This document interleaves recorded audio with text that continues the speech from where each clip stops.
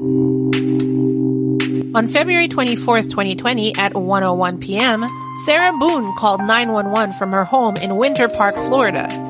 She reported that her boyfriend, 42-year-old Jorge Torres Jr., was dead. She claimed they had been drinking wine the night before while playing a game of hide and seek when Jorge, who was 5'2", voluntarily climbed inside of a suitcase as part of their game. According to Sarah, she then zipped him inside as a joke and went upstairs where she accidentally fell asleep. She said that she thought he could get out by himself because 2 fingers were poking out. Welcome, lambs. Welcome to Love and Murder, Heartbreak to Homicide, your Florida Man Friday episode.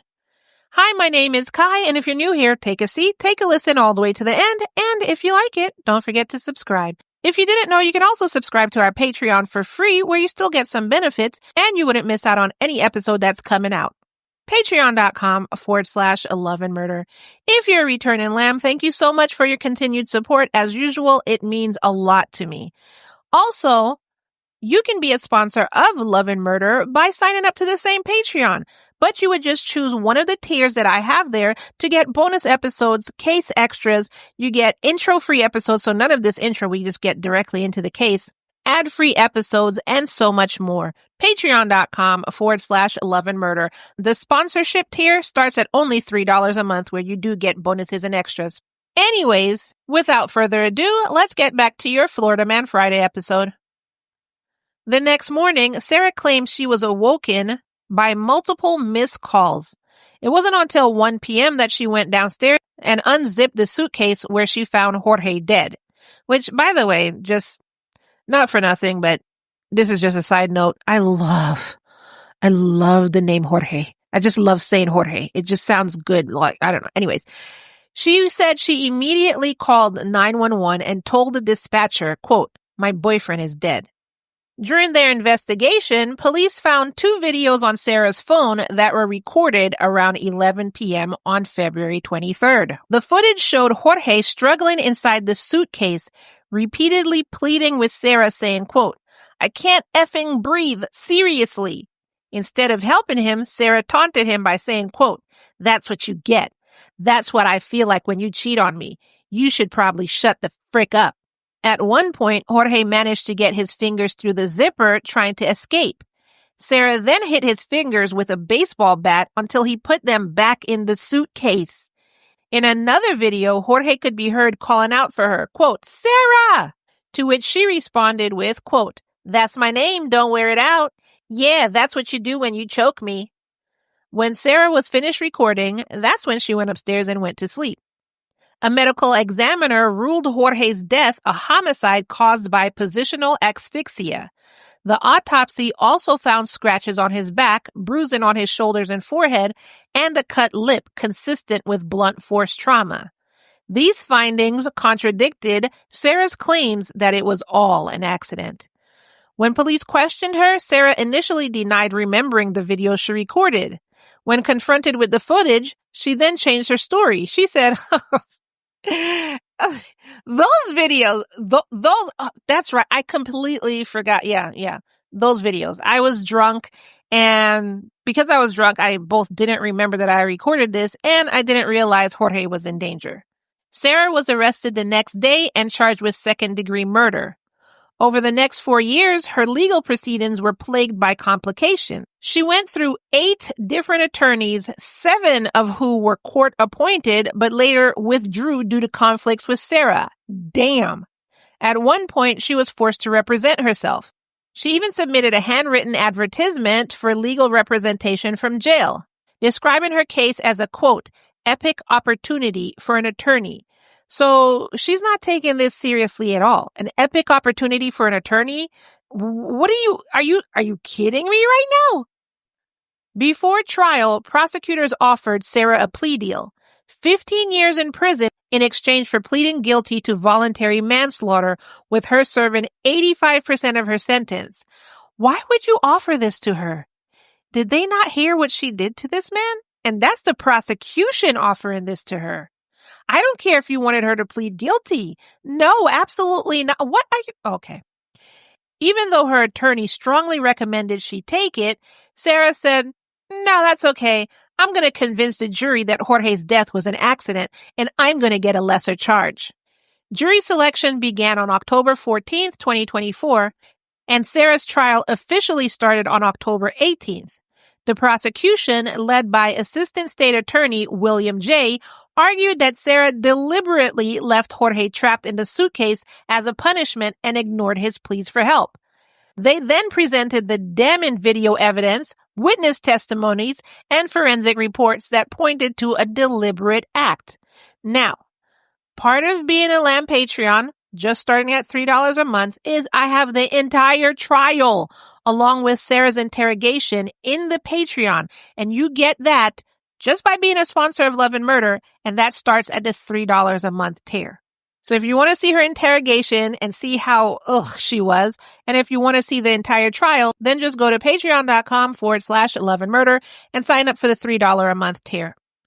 Sarah's defense centered on claims of battered spouse syndrome. Her attorneys argued that she had suffered years of abuse at Jorge's hands, which led to an impaired state of mind. Forensic psychiatrist Dr. Tanya Werner testified that Sarah showed signs of trauma. Defense expert witness Dr. Julie Harper testified about how past trauma could alter someone's perception of threats. The defense also highlighted multiple instances of Jorge's arrests for battery involving Sarah. However, the prosecution countered that Sarah's actions were not consistent with self-defense. First, they talked about her demeanor on the day of the murder. When she spoke to the 911 dispatch, they said she was eerily calm. Then they reminded the jury of the videos of her taunting Jorge while he pleaded for help. Prosecutor Jay emphasized that Sarah acted as the initial aggressor by keeping Jorge trapped. Dr. Werner then testified that battered spouse syndrome did not apply to the circumstances of Jorge's death. Wow, wasn't that the defense's witness? I have to scroll up and see. I'm pretty sure Dr. Werner was the defense's witness. Yeah, defense expert witness. Wow. Crazy when your own witness turns against you, huh? Chief Medical Officer Dr. Tanya Warner testified that the couple's behavior that evening showed no signs of Sarah feeling at risk. On October 25th, after less than 2 hours of deliberation, the jury returned a guilty verdict for second-degree murder. Before sentencing, Sarah took the stand, gave a 20-minute speech, and described her time in jail as, quote, one of the greatest experiences. She claimed it had given her time to reconnect with her religion and reflect on her life. Quote, everyone supposes this is one of the worst experiences of my life, but it's actually been one of the greatest. She also asked forgiveness from Jorge, the Torres family, Judge Kranick, and, quote, the entire planet. Then she backed up all of this with stating that the murder was not intentional. On December 2nd, 2024, Judge Michael Kranick sentenced Sarah to life in prison without parole. Several of Jorge's family members delivered emotional victim impact statements. His mother, Blanca Torres, cried as she said, quote, she not only killed my son, she killed a father, a brother, and uncle. His daughter, Ana Victoria Torres, spoke about the lasting trauma, saying, quote, the first year after his death, I woke up screaming every morning, only to remember all over again that my father was gone. Following her conviction, Sarah's legal team filed a motion requesting a new trial, citing improper ruling and prosecutorial misconduct. However, the court denied this request. Days after her sentencing, Sarah sent Judge Kranick a 27-page handwritten letter criticizing multiple judges, blaming the jury, blaming attorneys, blaming the media, and even blaming Jorge's family for her conviction. Quote, I forgive Jorge for beating me senseless. And also, quote, I forgive the jury, truly, for being weary from this confusion and dysfunction. What the is she? Woo! Wow. I mean, I would say I guess she had time on her hands, but she had time on her hands. And I also have some of that letter in the Patreon. That's part of the benefits you get for being a sponsor. After her sentencing, Sarah was immediately transferred to the Florida Women's Correctional Facility in Ocala. Her attorneys plan to file an appeal, but experts believe the overwhelming video evidence makes it unlikely that the verdict will be overturned. And that, lambs, is the case of Sarah Boone, a woman who literally left her boyfriend to die in a suitcase, forgot she taped all of it, and went to sleep. What did you think about that case? Let me know your thoughts in the comments below. And I'm going to go ahead and put out the poll since the poll is back up and working in the Spotify. So I'm going to go ahead and put out a poll in the Spotify. The question is going to be, do you think her sentencing was too harsh? Do you think she should have gotten a lower sentence and, she could have been rehabilitated? So that is the poll question I'm going to put out. You can answer that on the Spotify, or you can answer that on Patreon, which that's going to be out for everybody. Patreon.com/Love and Murder. And speaking of your comments, let's get into some of your comments that I haven't read on air yet. So the first comment comes from the case of a woman who punches her child in the face over homework mistakes, and another episode because this was a twofer for that Friday. Christina Bobo said, the way I would have broken my arm breaking Miss Margaret's face for the abuse that poor baby sustained. This case gave me flashbacks and doesn't sit well with me at all. I doubt that this was the first time she inflicted abuse against a child for not performing to her standards academically, but I hope it'll be her last. I've been homeschooling since the pandemic, and I understand how frustrating teaching can be, but one method that works 100% of the time is walking away. Verbal berating doesn't help, threatening doesn't help, and assault most certainly does not help. People learn best when there's less pressure, in my opinion. I grew up with a grandmom that had the belt next to the homework, and if you didn't do it right and neat the first time, you would do it until your fingers bled. There was no getting up from the table or a moment to think under less pressure. Do it or else. And honestly, I would be so scared to be wrong that I would second guess and get stuff wrong, and it made me hate math. But hey, I have perfect handwriting. Laughing at my trauma, but hoping adults understand to be kinder to their children and themselves. Now, Jonathan, while I sympathize with him because I can understand his mindset, what I can't understand is the method he chose to delete his wife. A sledgehammer? Yikes. That sounds like a brutal and messy way to end someone you love, especially if it was for the sense of mercy. I feel bad that he felt the only solution was... I hope one day there'll be better treatment for mental health and depression and true resources to stop people from losing it all when they've worked hard their whole life. Christina, first of all, I love hearing from you, girl.